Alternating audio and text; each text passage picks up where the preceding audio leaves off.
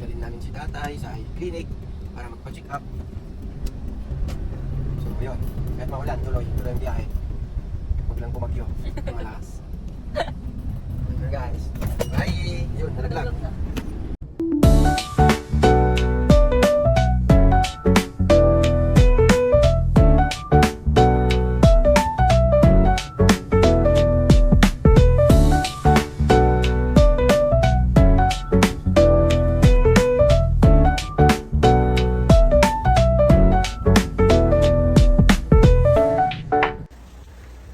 Happy second wedding anniversary. Love you. Oo, ano na ba ngayon? It's 20 na, alas 12 na. Mas 12 na? Oo. Hindi na naman ikaw natulog. Puro nakatulog this past few days. 2 years na natin. Time check. Alas 12 na. Pero mamayang ano pa, alas 12 ng tanghali yun. Diba? Mm. Mamaya alas 12 pa ng tanghali. Tayo, ilan. Ngayon, preparation pa lang. Wala, ngayon natutulog pa lang ako nun. Nung natutulog, di naman kayo natulog sa hotel. Sa hotel? Nagsikan lang yata kami ni Camille dun. Kami nila Wawit. Kami, ako yata ako. Adi, sinig pa ako. Nagkakata ko yung bago. Luto. Sino ba nagluto mo sila kung yali? So guys, we have our errands for today.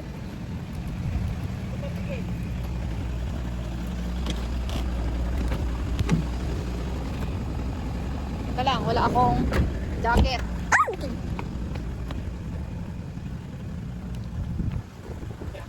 Magpaalam na ako, wala akong jacket ko. Ang asawa ko.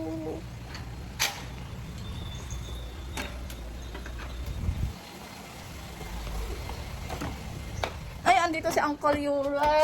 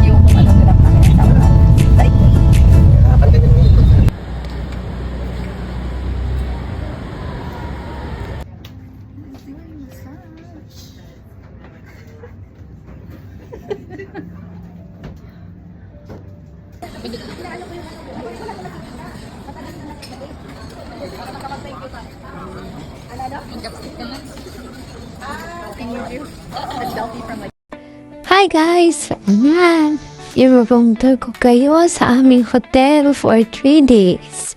Ayan, so pagpasok mo from your left side, andyan ang kitchen, may laundry, may paglutuan, and may ref, and then sala. And then from your right side naman is yung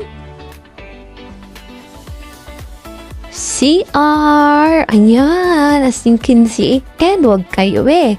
Ang ganda ng CR nila dito. And then, ayan, hi! Ganda-ganda dito, guys. Super expensive nga lang.